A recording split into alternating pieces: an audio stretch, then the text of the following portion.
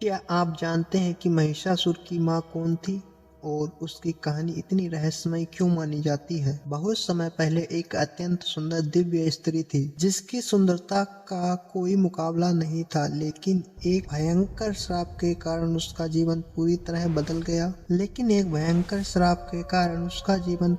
बदल गया। उस श्राप के अनुसार दिन के समय वह एक भैंस का रूप धारण कर लेती थी, जबकि रात होते ही वह फिर से अपनी असली आकर्षक रूप में लौट आती थी।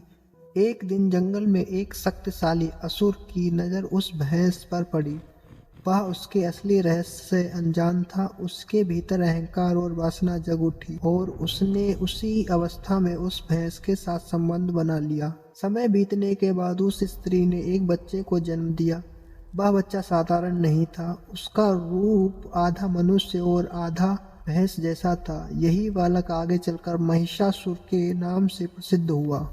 जैसे जैसे वह बड़ा हुआ, उसकी शक्तियां बढ़ती गईं और उसके साथ उसका घमंड भी। उसने देवताओं को चुनौती दी और स्वर्ग पर आक्रमण कर दिया। धीरे धीरे उसने तीनों लोकों में अपना आतंक फैला दिया और देवता उससे पराजित होने लगे। जब स्थिति पूरी तरह नियंत्रण से बाहर हो गई, तब सभी देवताओं ने मिलकर अपनी शक्तियां एकत्र की। उन शक्तियों से एक दिव्य स्त्री का प्रकट हुआ।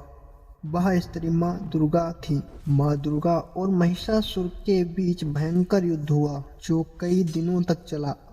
अंत में सत्य और धर्म की जीत हुई और माँ दुर्गा ने महिषासुर का वध कर दिया। तभी से माँ दुर्गा को महिषासुर मर्दिनी के रूप में पूजा जाता है और यह कहानी हमें सिखाती है कि अहंकार और अधर्म का अंत निश्चित है। ऐसी पौराणिक और ऐतिहासिक कहानियों के लिए हमारे चैनल को लाइक और सब्सक्राइब करें, ज़्यादा से ज़्यादा शेयर करें, कमेंट में अपनी राय देना ना भूलें।